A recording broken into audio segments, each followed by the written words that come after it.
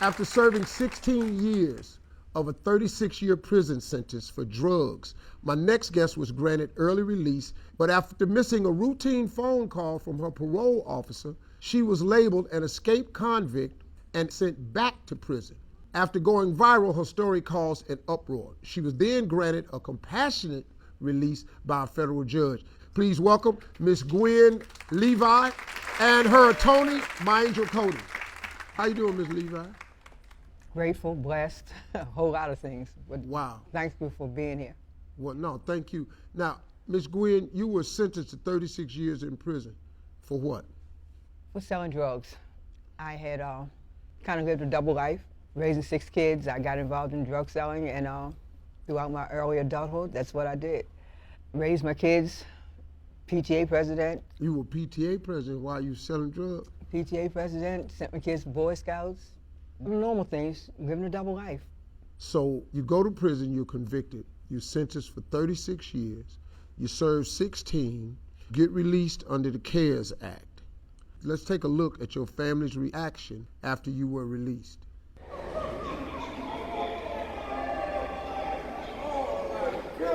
Oh, oh. It's real. It's real. Where your bag at?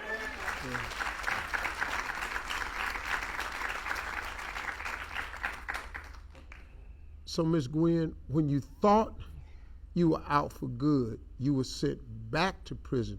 Explain what happened. I was on what they call an ankle bracelet, home of confinement. So I had to report and tell everything I did, which was okay. I'm still glad to be home. I'm glad to be home with my family. I knew that I had to get back into society, prepare myself. I was taking a computer class, thought I had filled out all the necessary paperwork to my case manager.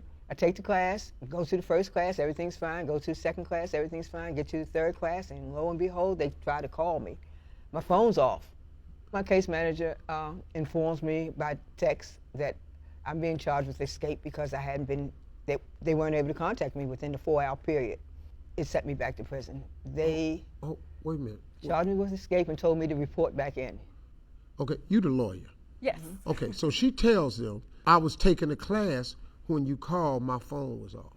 Not only did she tell them she was taking a class, she gave the address, the time, the place, the teachers, the video of where she was.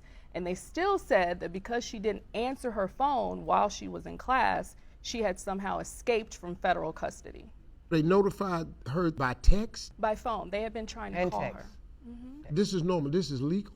It happens, honestly, Steve, it happens every day. A lot of people think that the only way you go back to prison is if you commit a crime. What happens here is that she was at most disobedient and then she didn't answer her phone. How long before they come do they pick her up? Does she have to report back? Or how does this work? Well, immediately I was put on real home confinement. So for every 2 hours I had to call in, and when I say every 2 hours, I mean every 2 hours. 12 midnight, 2 o'clock, 2 a.m., 4 a.m., 6 a.m. I have to call in and report. On Monday at 2:39, I was told to report to the halfway house. No one was home. My 94-year-old mother, who I live with, was not home for me to tell. And I caught an Uber and returned myself in. She goes back to prison because she didn't answer her phone. She's 76 years old, trying to learn how to use computers.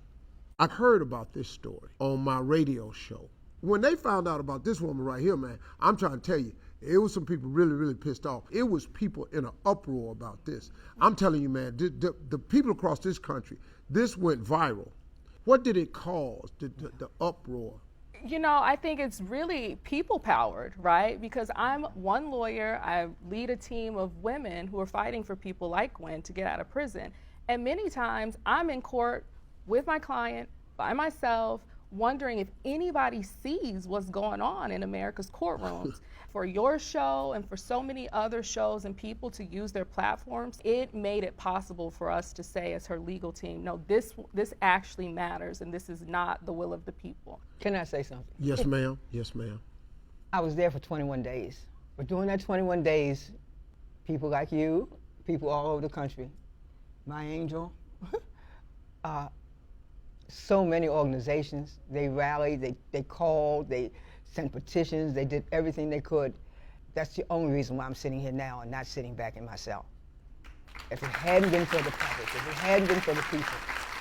And right now, I'm not the only one that this is happening to.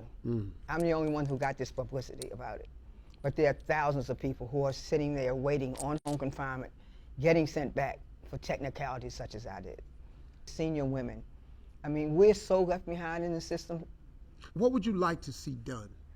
I would like to see what happened for Gwen happen repeatedly. When people pay attention, there is no political structure or obstructionism that can keep people from making sure that others are treated like human beings. When people start sharing stories on your timeline, talking about it on your radio show, that's really where justice happens. Okay, Ms. Levy, what's next for you?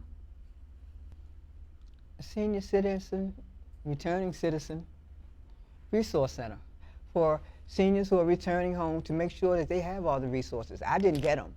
They weren't supplied to me. I came home, they put me on an ankle monitor and said, go home, Miss Levi, and that was it. A lot of people don't realize when you leave prison in the federal system, you leave with a plastic bag and a jogging suit. And you may not have the resources to get home across the country to where your family is. So that's exactly the program that we're launching. I'm still grateful. Don't misunderstand me. Grateful for being home. Yeah. It's so much better to be home, I'm telling you. Can I say it? It's so much better to be home than be in a prison system where a toilet is sitting at, when I lean over, the toilet is right where your knee is. So it's so much better to be home. But it comes with liabilities. It comes with challenges. You might be going to the doctors and he tells you to get a prescription. If you don't call in and tell him that you're going to stop at the drugstore for that prescription, you can't go. We need to join forces. And Okay, hold on, Ms. Lee. Now, I just got in my ear. We got to get you out of here now. Because if she missed her flight, she gets arrested. yes. She go back to prison. She on a TV show trying to help somebody else share their story, but if she don't make this flight, she going back to prison. Let us help you with this to get the message out, and then let us help Miss Levi see if we can't get some funding her way so she can go on and get this center open. There ain't that much money. Absolutely, absolutely. Miss Levi, continued success. Glad you home. You on the radar now. Ain't nobody picking you up and carrying you nowhere else. You let anybody else say something to Miss Levi, we finna get off. I can't, So you you know, don't need ma'am. Well, just, No, I need you. well, just know that it's not just Miss Levi. We're going to be advocating for thousands of others who are in the same situation that I'm in. That's what we gonna do.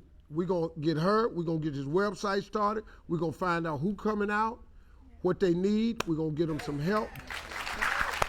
Miss Levi and Miss My Angel, thank you for sharing this amazing story, everybody. Thank y'all so much. Yeah.